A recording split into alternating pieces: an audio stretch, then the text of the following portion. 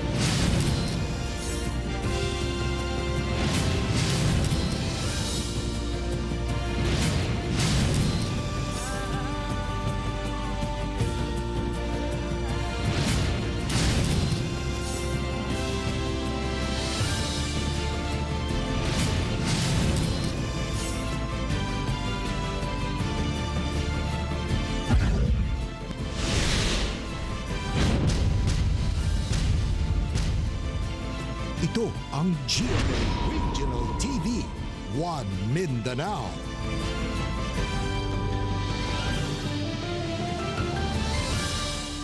May hapon Mindanao, kini ang GMA Regional TV 1 Mindanao. Hatod namang pinakadagko ug pinakulaing balita sa Mindanao. Ako si Teco Campo. Sara Hilomen Velasco. Real Soroche, live gikan dinhi sa GMA Davao Complex. Tropical Storm Auring lauma maglandfall sa Caraga Region karong weekend. Dugang detalye sa report ni Jandy Esteban live manukad sa Tandag City, Surigao del Sur. Jandy.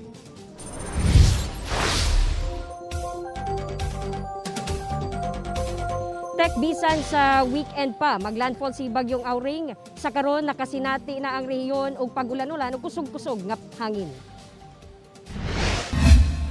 Kaganihang buntag nakasinati na og hinay ngadto sa kasarangan nga pagulan ang Caraga Region nga maoy ginatumbok sa Bagyong Auring nga laumang mo landfall sa Sabado sa gabii o Domingo sa kadlawon. Sa Bislig City, dagko na mga balod ug wala nay mananagat nga mipalawod. Sa lungsod sa Hinatuan sa Surigao del Sur, usa si Remy sa mga mananagat nga wala nagitugutang makapangisda tungod sa moabutay nga bagyo. May parating daw po na bagyo sa kundi Sabado, Linggo. Bawal kayo? Bawal po. Bawal po kami pupunta ng laot.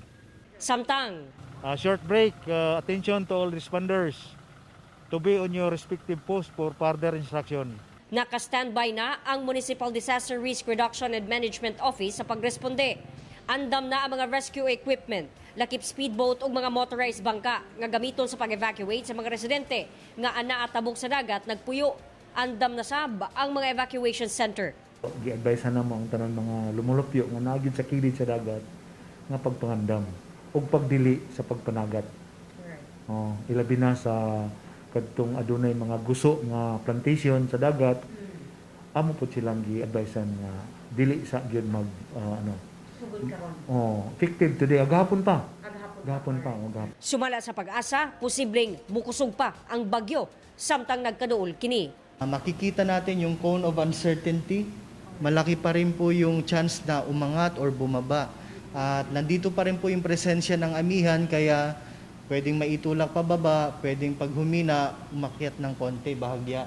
Ang mga residente dinhi sa Tandag City, dili man malikayan nga mahadlok apan nasayod na kuno sila sa ilang angay buhaton sa paghapak sa bagyong Auring. Kabalo na kaon sa himuon nga evacuation centers. Sa tilahi sa covered court. If ever may mga kuan signal sa government, basin mo dako ang tubig. Tapos kanang kuan ang tubig sa dagat basin mo ari diri sa kuan sa syudad.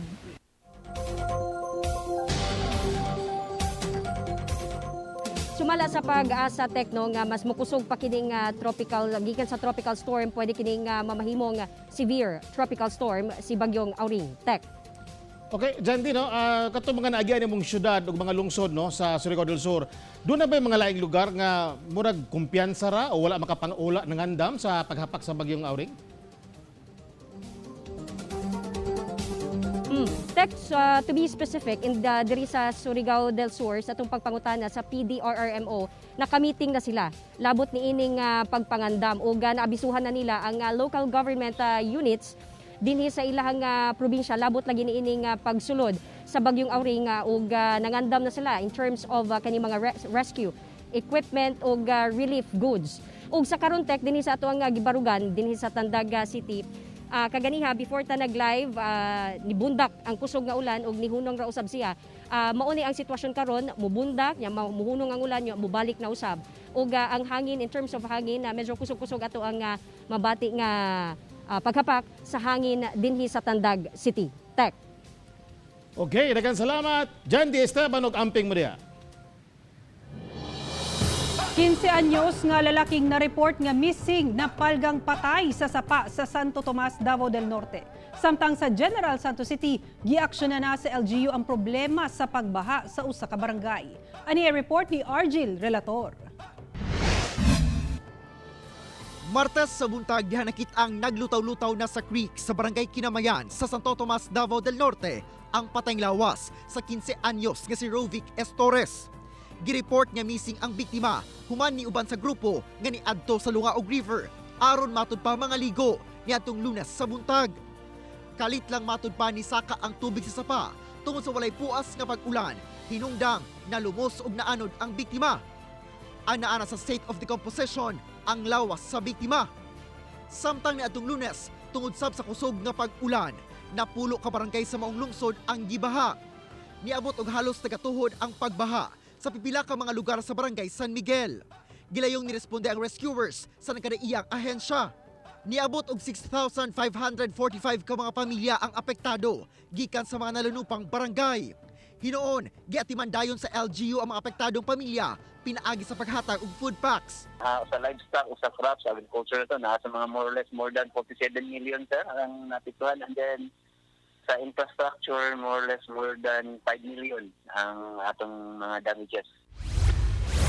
Samtang sa General Santos City, nagpabilin pa sa evacuation center ang 50 sa 169 ka mga pamilyang apektado sa pagbaha niadtong February 15 sa 39.2 FVR Village, Barangay Fatima. Ang problema sa drainage o illegal structures nga nakabara sa mga kanal ang mga hinungdan sa pagbaha, giaksyonan na sa Jansan LGU. Ngayon, nung lumakas yung ulan, itong kaharap na bahay, puro tubig ito pumasok. Ang dahilan ito, itong mga structure na to. Kaya. O pag may disgrasya pa dito, kakasuhan ko ng mga yan. Oh, gibakbak na so murag makakuha na ta nga makaluag na gid ang tubig agi. Ako si Argil Relator para sa One Mindanao. Nakuhaan sa CCTV ang pag-igo sa kilat sa usa ka punuan sa kahoy sa Town Plaza sa Wao, Lanao del Sur. Ani ang detalye? Daw normal lamang nga adlaw sa Town Plaza sa kuha sa CCTV sa Wao Municipal Disaster Risk Reduction and Management Office sa Lanao del Sur. Makita ang dunay nagabisikleta ug mga tawo nga galakaw-lakaw. Apan pipila ka segundo, miigo ang kilat sa kapunuan sa kahoy. Nagkalayo ang punuan samtang nangabali ang mga sanga niini ug natumba ang usa ka dakong parte sa punuan sa tunga sa karsada ug hapit pa maigo ang usa ka tricycle. Hinoon, swerteng walay na angol ug sakyanang nadanyo sa insidente. Sumala sa MDRRMO, nag-ulan niadtong panahona diyang miigo ang kilat. Sigon sa Pag-asa, sagad mahitabo ang pagkilat kung dunay localized thunderstorm sa usa ka lugar. Likayang mugawas labi na sa hawan nga lugar aron dili maigo sa kilat. Mapil man gid nato nga naragid sa ato ang naragid sa duol nato ang kilat. So dili na lang gid siguro ta mugawas sa atong balay, sumangita na lang gid ta og safe nga lugar no nga ato ang tambayan no dili pud ta avoid pud ang mga water activities. Kauban si Melchor Awing sa kamera.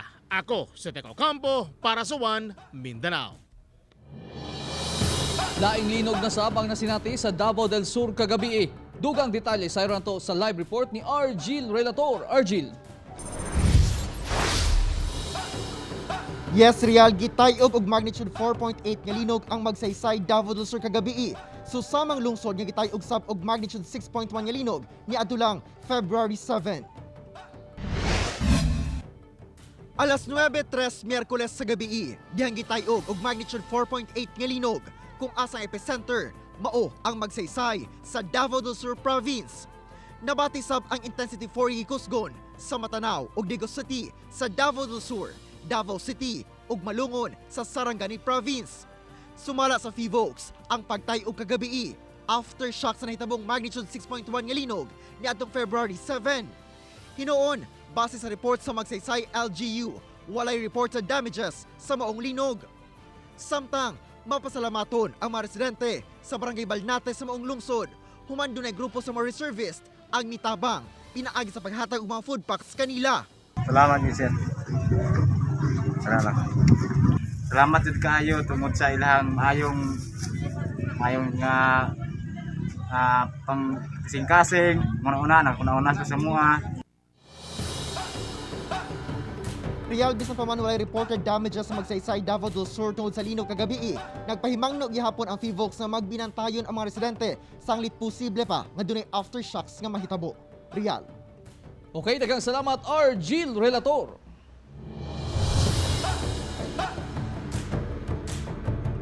Tulo ka patayng lawas nakitaan sa Davao River. Ang maong mga biktima gituang apil sa nangambak human gi-raid ang sabong-sabong sa barangay Gumalang, Tugbok District, Davao City. Anyang detalye? Adlawng Martes, tulo ka mga patayng lawas na napalgan sa managlahing parte sa Davao River. Usa sa Kalinan, usa sa Mandog, ug usa sa barangay New Carmen sa Tugbok District. Giila ang mga biktima nga sila Jan Jansel Tagapong, Dennis Manipis ug Mark Joey Agusan.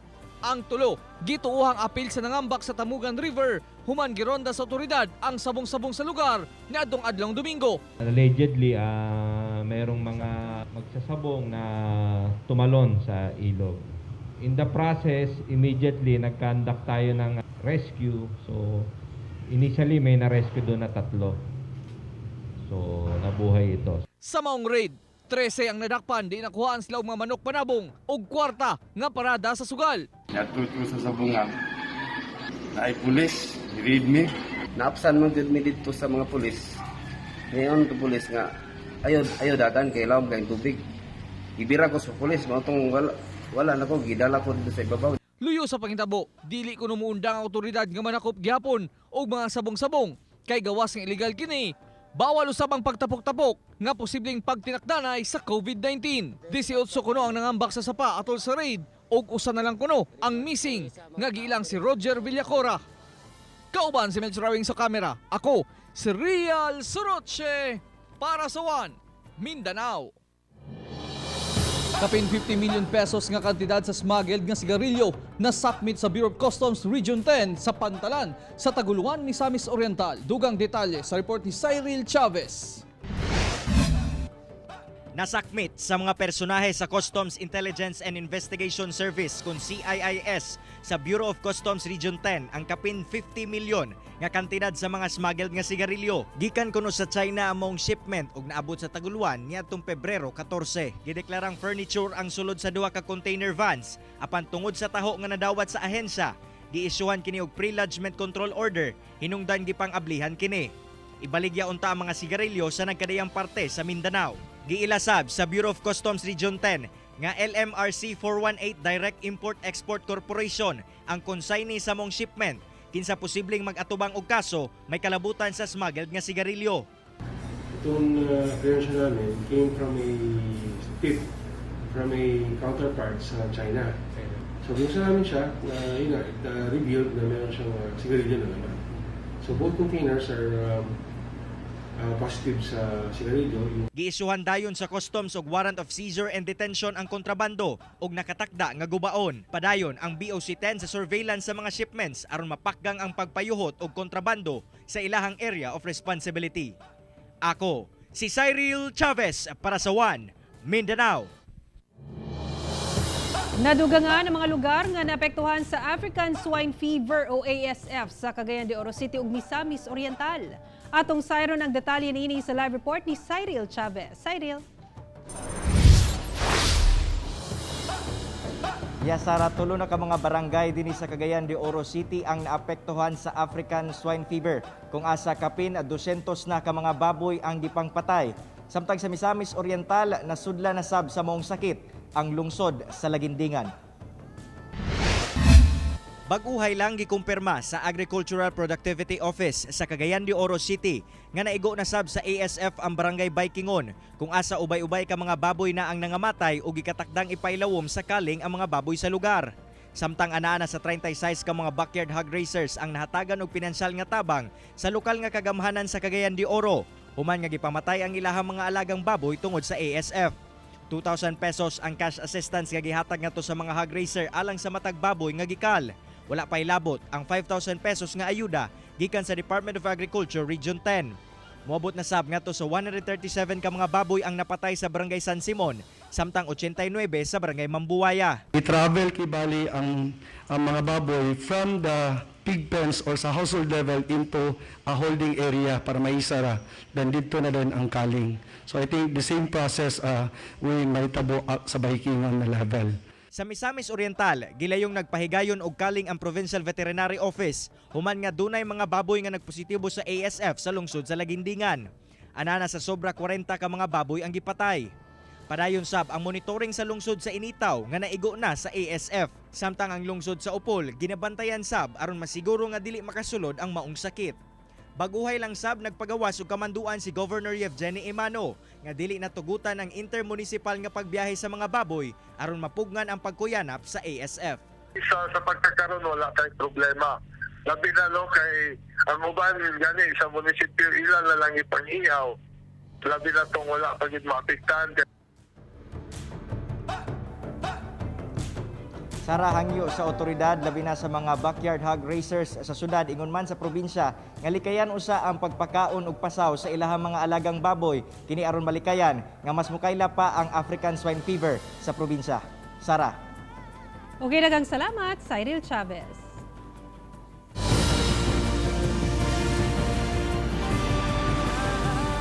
Ito ang GMA Regional TV, One Mindanao.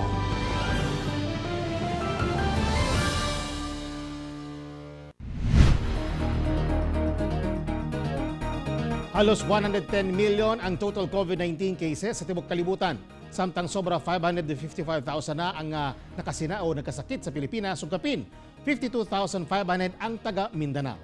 Lapas 109,921,000 katao na ang adunay COVID-19 sa tibok kalibutan. Sobra 61,893,000 na ang nakarecover ug sobra 2,430,000 ang namatay. Samtang 1,744 ang new COVID-19 cases sa Pilipinas karong adlaw. Busa 555,163 na ang kinatibuk-ang ihap. 31,115 ang active cases, suman 512,375 ang recoveries ug 11,673 ang namatay. Ug sa Mindanao, 52,582 na ang naigo og COVID-19. 5,518 ang active cases, suman 45,009 ang naayo na ug 2,055 ang namatay. Kapin 300 ka individual ang gipailam sa swab test sumanatala ang duha ka kaso sa B117 o COVID-19 UK variant sa Davao de Oro. Ani ang COVID-19 update sa Mindanao, pinaagi niining report. Mikabat sa 323 ka mga individual ang gipailam sa swab test humanatala ang duha ka kaso sa B117 o UK variant sa COVID-19 sa Davao de Oro niadtong Biyernes. Kini mao ang 33 anyos nga lalaking taga Compostela ug 54 anyos nga babaeng taga New Bataan. Mas gipakusga na karon sa COVID-19 Emergency Operations Center sa probinsya ang ilang contact tracing efforts. 1,055 na ang total COVID-19 cases sa Davao de Oro. 242 ang active cases, suman 786 ang nakarecover na ug 27 ang namatay. Nakauli na sa Caraga Region ang 68 ka returning overseas Filipinos pinaagi sa sweeper flight. 29 ang nakaabot sa Bangkasi Airport sa Butuan City niadtong Domingo, samtang 39 ang miabot niadtong Lunes. Doon na 7,176 kakumpirmadong kaso sa COVID-19 sa Caraga Region. 809 ang active cases, kay 6,078 ang naayo na ug 289 ang namatay. Sa Davao City, usa ka 83 anyos nga lola nga taga Turil ang nakarecover na sa COVID-19. Misa ka na sa 12,581 ang confirmed COVID-19 cases sa Davao City. 1,107 ang active cases, sumanatala ang 10,866 recoveries ug 608 ang namatay. Sa Cagayan de Oro City, wala na'y COVID-19 positive sa Lumbia City Jail. Kinihuman nga nakarecover na ang tanang nagpositibo sa COVID-19 sa maong pasilidad. Ana sa 1,126 ka persons deprived of liberty o PDL ang gipailawom sa swab test ni atong Agosto sa milabing tuig ug 214 ang nagpositibo, lakip sab ang siyam ka personahe sa BJMP. Ug ning bag-ulang silang tanan naayo na. Anana sa 3,703 ang kumpirmadong kaso sa COVID-19 sa Cagayan de Oro City. Doon na kini 331 active cases, suman 3,194 ang nakarecover na ug 178 ang namatay. Sa Zamboanga City, nagpadayon ang virtual information campaign sa Zamboanga City LGU kalabot sa COVID-19 vaccine. Gikalipay ni Mayor Beng Climaco nga nadugangan ang kaalam sa mga residente kalabot sa bakuna ug buot nang magpabakuna. Target sa ilang musunod nga information drive mao ang religious sector ug youth federation. Miabot na sa 4,126 ang total COVID-19 cases sa Zamboanga City. 94 ang active cases, suman 3,844 ang nakarecover na ug 188 ang namatay. Ako si Sarah Hilomen Velasco para sa One Mindanao. Nagpaigayon og simulation exercise alang sa proseso sa pagpabakuna kontra COVID-19 sa Butuan ug Cabadbaran City. Ani ang report. Gipangunahan sa mga lokal nga kagamhanan sa Butuan City ug Cabadbaran City, kauban ang Department of Health Caraga ang simulation exercise ug vaccination drill alang sa proseso sa mga gustong magpabakuna kontra COVID-19. Sa Butuan City, gipahigayon kini sa usa ka pribadong ospital ug sa Butuan Medical Center. We are quite ready with our other logistics. We already received 1 million of disposable syringes, including safety deposit boxes. Atol sa drill, gisiguro nga kumpleto ang bakuna ug ma-maintain ang temperature requirement niini sa biyahe. Sa vaccination site, sundon ang health protocols ug kuhaan og personal details ug health background ang bakunahan. Ipailawom dayon kini sa screening para i-check ang kahimtang niini. Human mabakunahan, dunay post-vaccination monitoring team nga mag-assist. Matud ni Butuan City Acting Administrator Reynante Desiata nga andam ang LGU sa ilang butanganan sa bakuna ug priority population nga bakunahan. Apan managlahi ang opinyon sa mga residente sa syudad kalabot sa pagpabakuna. Pabakuna ka tayo or dili? Ano man? Matatabaw na kung tayo sa tulawat. Volunteer ka magpabakuna kung tayo available na vaccine sa atong city. Nata-dipinsa sa mag-uguling mga tinatamatakbo sa COVID-19. Samtang una nang nagpahigayon og simulation exercise ang Cabadbaran City sa Agusan del Norte kung asa gilatid ang mga plano sa pag-abot sa bakuna kontra COVID-19 ug ang mga kinahanglang himuon gikan sa pagkuha niini sa storage facility sa DOH ug pagbalhin sa cold chain storage sa syudad. Gihimo kini sa Cabadbaran Gymnasium kauban ang mga opisyal sa kagamhanan ug sa DOH. Ako si Sarah Hilomen Velasco para sa One Mindanao. Usa ka doktor sa Southern Philippines Medical Center sa Davao City ang nagagamit og pinasahi nga transportasyon nga iwas traffic padulong siyang trabaho sa ospital. Kung unsang iyang gigamit atong sayron sa report ni Sheila Vergara Rubio. Siya si Dr. Jose Fernando Cuevas Jr., graduating resident ophthalmologist sa SPMC. Matag adlaw, gamit niya ang iyang electronic unicycle sa pagbiyahe padulong sa iyang trabaho.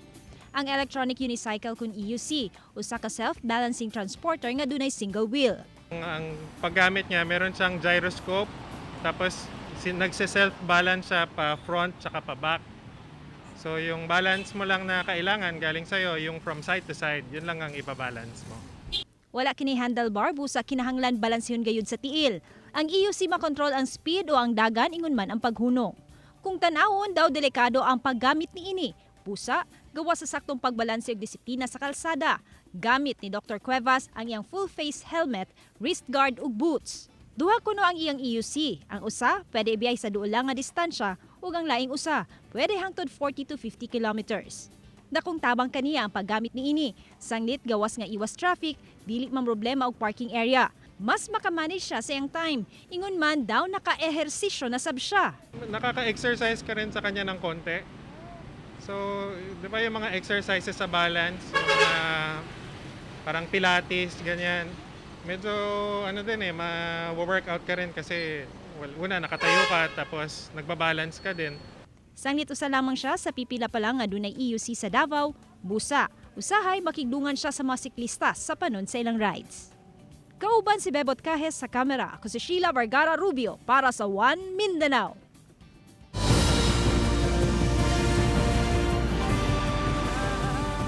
Ito ang GMA Regional TV, One Mindanao.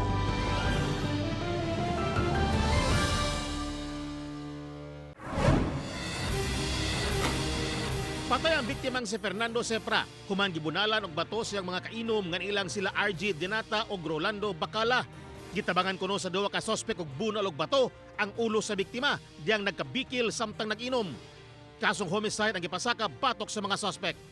Arestado sa Buena Vista sa Agusan del Norte ang giilang leader sa New People's Army nga si Rogelio Balansag alias Dude, 57 anyos, kinsa regional chairman sa pambansang lakas ng mga pamalakaya sa Pilipinas. Leader sa Regional United Front Committee, Regional White Area Committee ug Northeastern Mindanao Regional Committee. Top 7 sa priority list target sa kapulisan si Balansag, kinsa nakatubang og kasong murder ug crimes against humanity. Dinidaplin sa baybay sa barangay Tagkatong sa Carmen sa Agusan del Norte, dungan nga gipangtanom sa kapulisan ug media partners ang mga mangroves sa lugar. Tumong sa proyekto sa kapulisan, nagawas nga mas munindot ang palibot, makatabang usab kini aron makunhuran ang epekto sa climate change.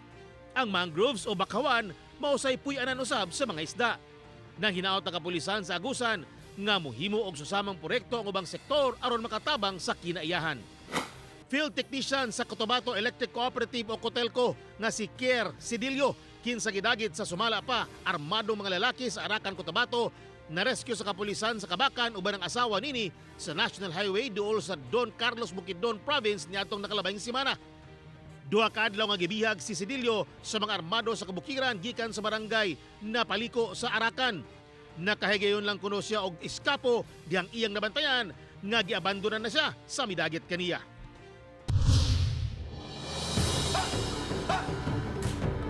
Siko pang usa ka Pakistani national sa Davao City tungod sa pagpupot og illegal nga armas. Milusad og operasyon ang CIDG ug Turil Police Miyerkules sa buntag batok sa ka negosyanteng Pakistani nga giila nga si Zahir Farouk.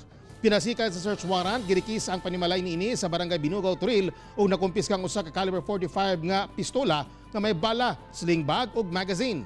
Walay napakitang dokumento ang dinakpan sa pagkupot sa mong armas. Busa gilayon siya nga gipriso ug mapasaka arog kaso. Usa ka pawikan ang naluwas sa Osamis City sa Misamis Occidental. Samtang gikonsiderang endangered species sa owl na rescue sa mga residente sa Barangay Santo Niño sa Sabal Island. Dugang detalye sa report ni John D. Esteban.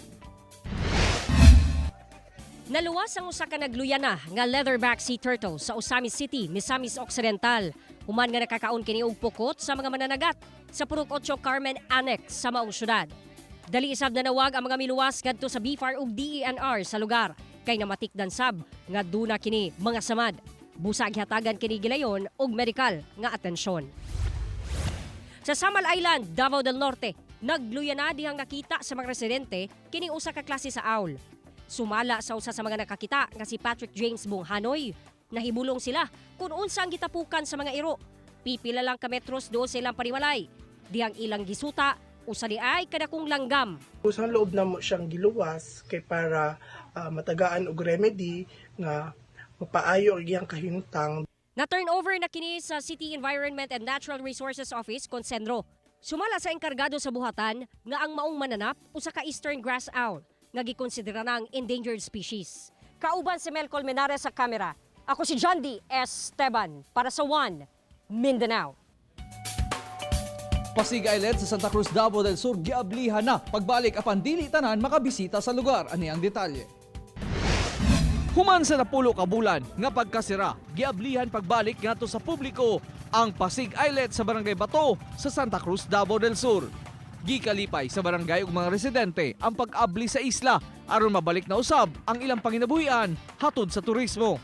Kanang para mabalik ang among ekonomiya kay pila na mga 1 year na wala na income ang probinsya hasta na pud ang barangay kay naaman may 20% sa barangay. Mas hiyahay gamay. Daghan na pud og turista. Oh, daghan na pud. Mas nindot na ang itsura karon sa Pasig Islet human kini gi-develop sa provincial government samtang gisirad-an kini sa pagsugod sa pandemya. We have added po cottages.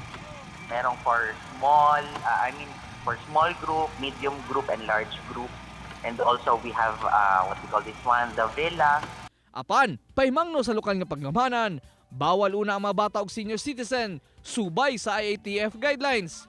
Limitado sab ang ihap sa mga mobisita aron dunay social distancing. Yes po, as per IATF na guideline, so bawal muna ang 15 and below and then 65 pataas, especially the immunocompromised. Ako, si Real Soroche para sa One Mindanao. Mga kapuso, way puwas ang among paghatod og balita. Bisitahi ang www.gmaregionaltv.com ug mag-subscribe sa official YouTube channel sa GMA Regional TV. Busa mga kapuso, ayaw po ulahi sa madagkong balita sa nagkadaing reyon sa nasod, subscribe na. Ug mo katong ulahi balita sa Mindanao karong adlaw. Ako si Real Soroche. Daghang salamat sa inyong kanunay nga pag-uban kanamo matag adlaw. Ako si Sara Hilomen Velasco. Tungod mga balita sa atong palibot, importante alang kanamo. Kini ang GMA Regional TV 1 Mindanao. Teko Campo, buong puso para sa Pilipino.